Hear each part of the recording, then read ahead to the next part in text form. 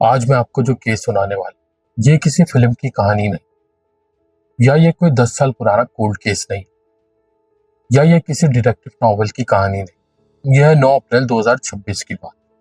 सिर्फ और सिर्फ कुछ हफ्तों पहले एक ऐसी सुबह जो बिहार के आर्या डिस्ट्रिक्ट फॉरबिसगंज कब्जे के लोगों के दिलों में शायद जिंदगी भर ताजा रहेगी। सुभाष चौक, फॉरबिसगंज, बिहार।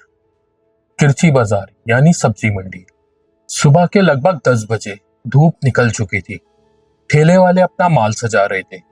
ट्रक और पिकअप गाड़ियों का मंडी में आना जाना लगा हुआ था। चाय की दुकानों पर रश। लोग अपनी अपनी जिंदगी में मसरूफ।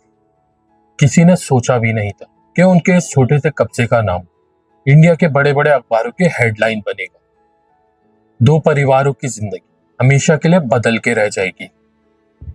किसी को इस बात का अंदाजा भी नहीं था कि एक इंसान दूसरे जानने वाले इंसान का सर काट देगा और खुद भी जी नहीं पाएगा।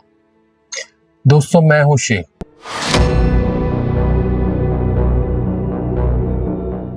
आज का केस है नबी Hussain double murder case, Forbesganj, Bihar. 9 अप्रैल 2026। दोस्तों, आज के केस में हम बहुत सारी रियलिटीज पर से पर्दा उठाएंगे। सोशल मीडिया पर इस केस को लेकर काफी ज्यादा अफवाहें गर्दिश कर रही हैं, तो क्यों ना आज उन अफवाहों का पर्दाफाश करें। क्योंकि सच और झूठ में एक बारीक सी लाइन का फर्क होता है, तो क्यों ना आज उस लाइन को बारीकी से समझा जाए। इस केस की हकीकत क्या है, शुरू करते हैं शुरुआत से। पहले थोड़ा जानते हैं फॉरबिसगंज इलाके के बारे में, क्योंकि जब तक हम घटना की जगह को नहीं समझ तब तक आपको घटना पूरी तरीके से समझ नहीं आएगी। फॉरबिसगंज बिहार के आर्या डिस्ट्रिक्ट में एक छोटा सा शहर है। पटना से करीब 310 किलोमीटर दूर नॉर्थ ईस्ट की तरफ, नेपाल की सीमा के बिल्कुल साथ। अब थोड़ा आर्या डिस्ट्रिक्ट के बारे में जानते हैं। ये इंडिया के उन 90% माइनॉरिटीज के इलाकों में आता है जिसका गवर्नमेंट ऑफ इंडिया ने खुद भी जिक्र किया है। मतलब यहाँ हिंदू और मुस्लिम दोनों बड़ी तादाद में रहते हैं, सालों से साथ। लेकिन आर्थिक स्थिति यहाँ की काफी ज्यादा खराब है।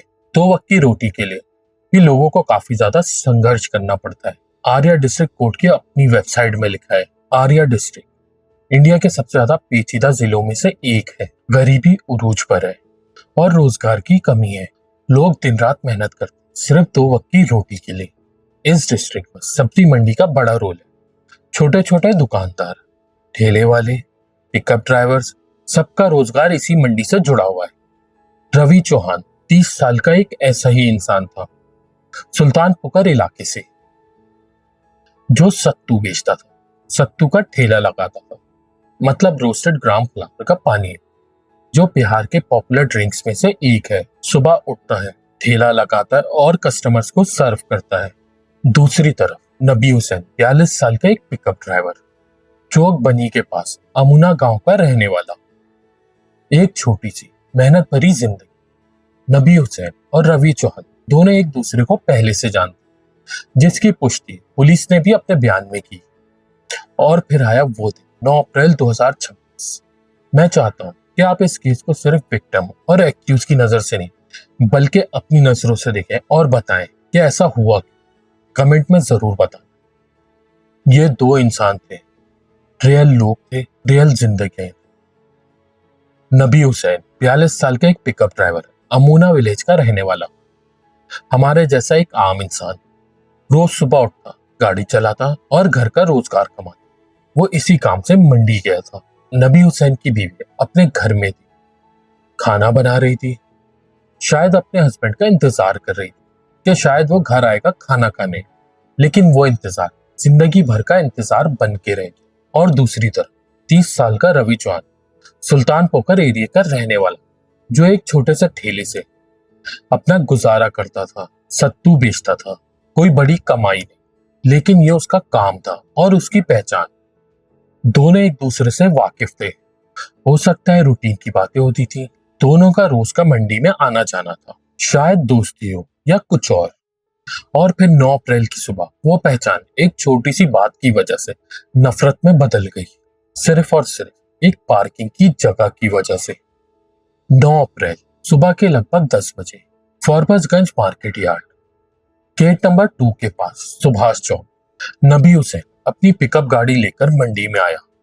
रूटीन का काम था, उसने मंडी से माल उठाना था।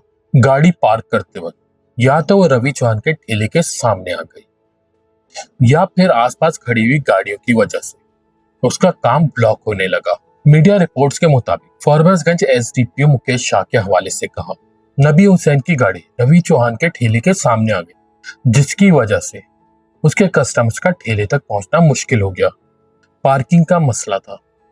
एक छोटी सी बात, रोजाना ऐसी बातें होती रहती हैं। मंडी में, नाकों पर या पेट्रोल पंप पर लोग ऐसी बातों को इग्नोर करते हैं और आगे बढ़ जाते हैं। दोनों के बीच तीखापन आया, बहस होने लगी, आवाजें उठने लगी और गालम गलोच होने लगी। लेकिन रवि चौहान इस पर रुका नहीं। वो गुस्से के एक लेवल से दूसरे लेवल पर आ गया और एक पल जहां एक समझदार इंसान को रुक जाना चाहिए, लेकिन रवि चौहान ने खुद को रोका नहीं बल्कि अपने गुस्से को बढ़ावा दिया। उसने अपने पास से एक तेजधार हथियार निकाला, एक छुरा, एक दगर।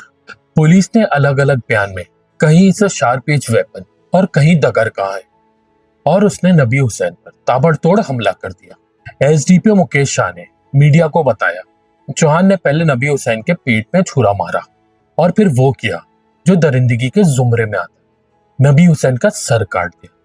भरी हुई मंडी में हजारों लोगों के बीच। पटना प्रेस की रिपोर्ट के मुताबिक विक्टिम का सर और धड़ काफी वक्त तक रोड पर पड़ा रहा। लोग देखते रहे, कुछ चीखे, कुछ भागे और सबसे शर्मनाक बात, कुछ लोग मोबाइल निकालकर इस हादसे की वीडियो बनाने लगे। इवन मीडिया रिपोर्ट्स के मुताबिक रवि चौहान काफी वक्त तक मौका वारदात पर मौजूद था, नबी हुसैन के सर को अपने हाथ में उठाए हुए, जैसे कुछ हुआ ही ना। और फिर वो भाग गया, लाश वहीं, सर वहीं।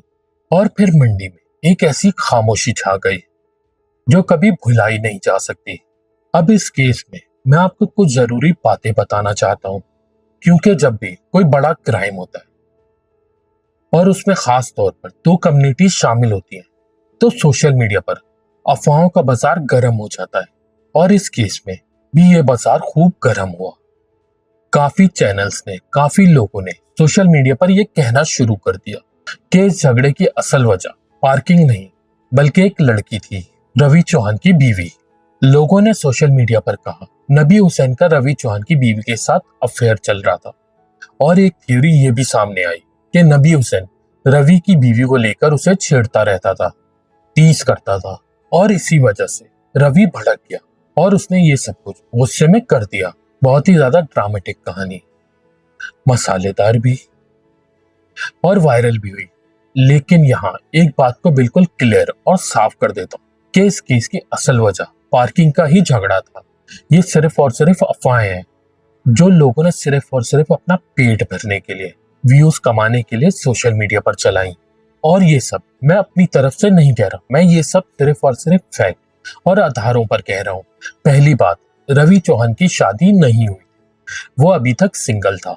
वो 30 साल का सुल्तान पोखर का रहने वाला अकेला इंसान था जिसकी कभी कोई शादी नहीं हुई थी।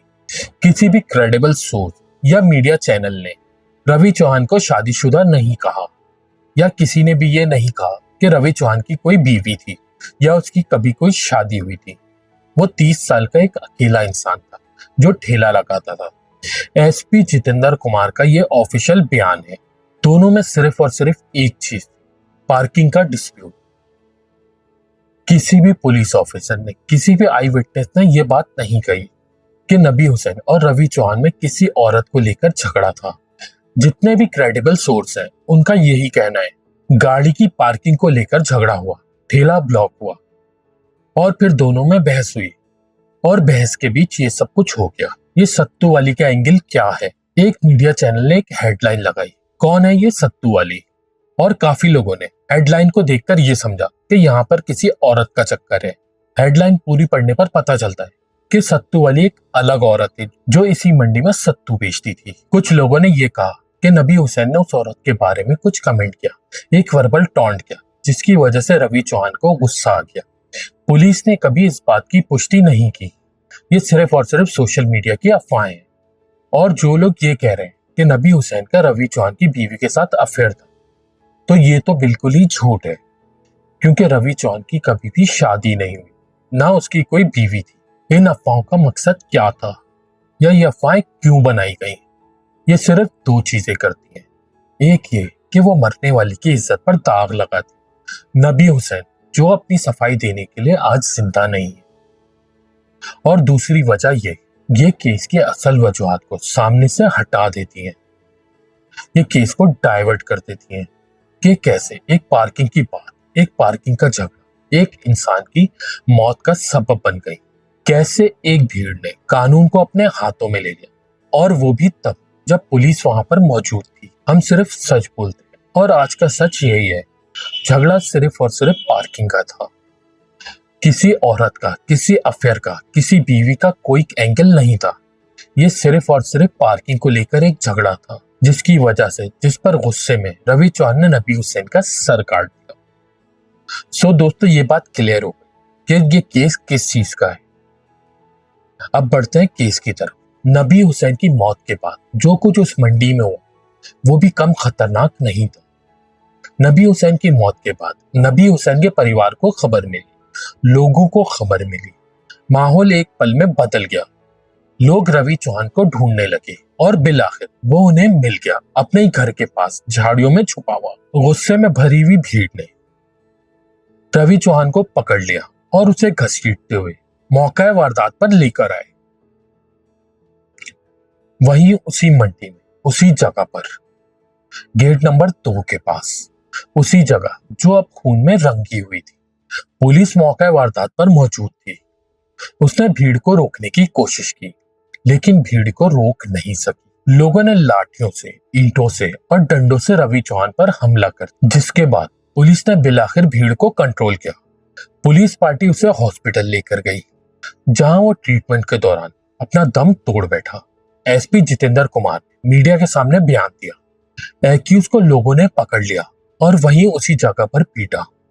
पुलिस ने उसे हॉस्पिटल पहुंचाया, जहां उसकी मौत हो गई। एक दिन में एक ही जगह पर 2 लाशें, एक की मौत छुरे से और एक की मौत भीड़ के हाथों। और ये सब तब हुआ जब मंडी में लोगों का हुजूम था। मंडी भरी हुई थी, वो भी पुलिस के सामने। मौत के बाद का मंजर भी काफी ज्यादा संगीन था। फॉरबसगंज में तनाव फैल गया, दुकानें बंद हो गई, लोग घर के अंदर महदूद हो गए, लोग घर के अंदर बंद हो गए। मुस्लिम मिरर की रिपोर्ट के मुताबिक फॉरबसगंज सब डिविजनल हॉस्पिटल में भी अफरा तफरी मची। भीड़ वहां भी पहुंची, हॉस्पिटल स्टाफ भाग गया, कुछ हिस्सों में तोड़फोड़ भी हुई। आसपास के इलाकों में भी आतंक का माहौल था। एसपी जितेंद्र कुमार ने एडिशनल फोर्स के साथ फॉरबसगंज की सिचुएशन को हैंडल किया। कांस्टेंट सर्विलेंस की गई और माहौल को कंट्रोल किया गया। पोस्टमार्टम रिपोर्ट के लिए नबी हुसैन का सर और धड़ दोनों हॉस्पिटल भेज दिए गए। रवि चौहान की मौत हॉस्पिटल में कंफर्म हुई। सोर्सेज के मुताबिक पुलिस उन लोगों को पहचानने की कोशिश कर रही है जो भीड़ में शामिल थे और जिन्होंने रवि चौहान पर हमला किया।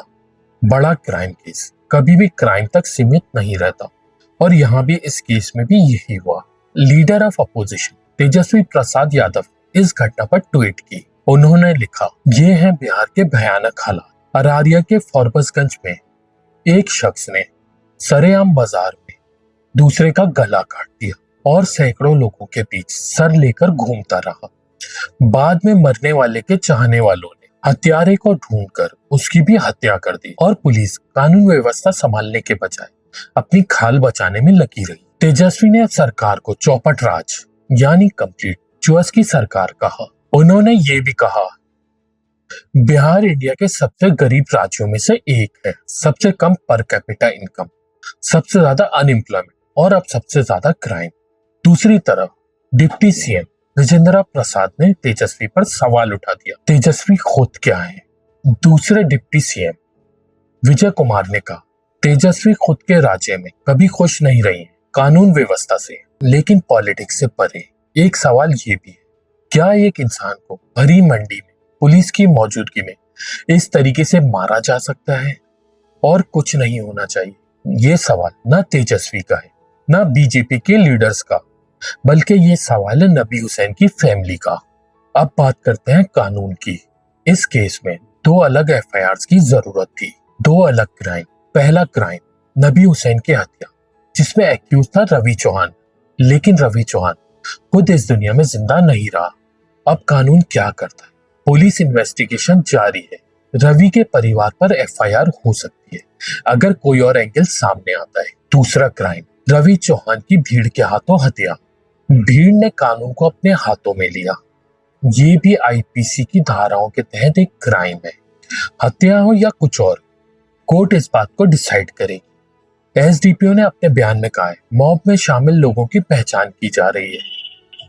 फॉरबिसगंज में डिफरेंट कम्युनिटीज की वजह से ये केस नेशनल लेवल पर उठा। डिस्ट्रिक्ट एडमिनिस्ट्रेशन पूरी ताकत से काम कर रही है हालात को बेहतर करने के लिए, सिचुएशन को बेहतर करने के लिए। लेकिन एक सवाल जो जज भी, पब्लिक भी और हम सब सोचते हैं, अगर पुलिस टाइम पर पहुंच जाती तो क्या रवि चौहान को बचाया जा सकता था? अगर सत्तू बेचने वाले के पास इतना शार्प वेपन छुरा ना होता तो क्या नबी हुसैन आज जिंदा होता? ये सवाल शायद इन दोनों फैमिलीज के दिल में हमेशा जिंदा रहे। और एक सवाल, रवि चौहान के दिमाग में उस वक्त क्या चल रहा था? 30 साल का एक आम आदमी, सत्तू का ठेला, रोजाना की आमदनी। क्या वो पहले से इतना ज्यादा एग्रेसिव था, या उस रोज कुछ ऐसा हुआ जिसने उसे ट्रिगर कर दिया? इस घटना से पहले तक रवि चौहान पर कोई एफआईआर नहीं थी। वो कोई पुराना क्रिमिनल नहीं था, एक नॉर्मल सीधा साधा इंसान। एक पल में आर्ग्यूमेंट और फिर उसने वो कर दिया जो शायद उसने भी कभी सोचा नहीं था। साइकोलॉजी में इसे एक्सप्लोसिव रेज कहते हैं। एक ट्रिगर, एक पल और जिंदगी भर के लिए सब कुछ बदल कर रह जाता, तुम्हारा भी और सामने वाले का भी। रवि चौहान को शायद क्राइम करते वक्त इस बात का इल्म भी नहीं था कि आज वो भी जिंदा नहीं बचेगा। उस रोज दो इंसान रोजगार कमाने के लिए घर से निकले और दोनों ही वापस घर नहीं लौटे। एक की बीवी जिंदगी भर रोती रहेगी और दूसरे के घर में उसके घर वाले। दोनों तरफ सिर्फ और सिर्फ दर्द, एक पल का गुस्सा और जिंदगी भर का दर्द। दोस्तों, ये था आज का केस। फॉरबिसगंज बिहार, 9 अप्रैल 2026। एक पार्किंग का झगड़ा, दो मौतें और सब कुछ बदल के रह गया। आज कुछ बातें मैं आपसे कहना चाहता हूँ। पहली बात, नबी हुसैन एक आम आदमी था, ड्राइवर था, मेहनत करने वाला इंसान था। वो उस रोज सिर्फ और सिर्फ अपना काम करने गया था, मंडी में अपना काम कर रहा था। उसकी कोई गलती नहीं थी। उसकी सोल को, उसकी रूह को इंसाफ मिलना चाहिए। दूसरी तरफ रवि चौहान ने जो कुछ किया वो बिल्कुल गलत था, मैं उसे सपोर्ट नहीं कर। लेकिन भीड़ ने जो कुछ किया वो भी बिल्कुल गलत था। भीड़ कभी फैसला नहीं कर सकती किसी को मारने का, किसी की हत्या करने का। ये इख्तियार हमारे हाथों में नहीं है। अगर हर कोई कानून को अपने हाथों में लेगा तो यहाँ जंगल राज बन जाएगा। क्राउड के हाथों हत्या, ये जस्टिस नहीं है, ये सिर्फ और सिर्फ खून था। नबी हुसैन की रूह, नबी हुसैन की आत्मा को इंसाफ चाहिए, बदला नहीं। जो अफवाहें सोशल मीडिया पर चल रही हैं वो सिर्फ और सिर्फ मरने वाले की क्रेडिबिलिटी को खराब करती है। वो सिर्फ और सिर्फ जीरो एविडेंस पर है। लोग अपने व्यूज के लिए, अपने आप को फेमस करने के लिए ये सब एंगल्स लाते हैं। लेकिन दोस्तों, इन चीजों को इग्नोर करो। एक इंसान जो इस दुनिया से चला गया वो खुद को कभी बेगुनाह साबित नहीं कर सकता, ना इन अफवाहों को झुटला सकता है। तो अफवाहों को इग्नोर करो, सिर्फ और सिर्फ फैक्ट्स पर और रियलिटीज पर भरोसा करो जो क्रेडिबल सोर्सेज से हो। और आखिरी बात, बिहार में लॉ एंड ऑर्डर के सवाल रियल है। वहां की सिचुएशन वाकई खराब है। पॉलिटिशियंस से पहले कॉमन लोगों को, वहां के रहने वालों को ये सवाल उठाने चाहिए, क्योंकि वो कुछ भी बोले, नबी हुसैन की बीवी को उसका शौहर कभी वापस नहीं मिलेगा। रवि चौहान के घर वालों को उनका बेटा कभी वापस नहीं मिलेगा। और आखिरी बात, गुस्सा एक पल का और दर्द जिंदगी भर का। एक पल का गुस्सा, एक छुरी और एक जिंदगी, जिंदगी भर के लिए खत्म। अब जब भी आप गुस्से में हो, इस केस को याद कर लेना। ये हम सबके लिए एक सीख है। एक बार सांस लेना और वहां से चले जाना। इग्नोर करना या चले जाने का हरगिज ये मतलब नहीं होता कि आप कमजोर हो। दरगुजर करना ये भी एक ताकत का हिस्सा है जो हर इंसान नहीं कर सकता, क्योंकि इस एक पल की कीमत नबी हुसैन और रवि चौहान ने अपनी जान देकर चुकाई और दो परिवार, दो तरफ की जिंदगी भर के लिए बदल गई। अगर आपको केस पसंद आया हो तो चैनल को लाइक करो, सब्सक्राइब करो और वीडियो को ज्यादा से ज्यादा शेयर करो। मिलते हैं नेक्स्ट वीडियो में।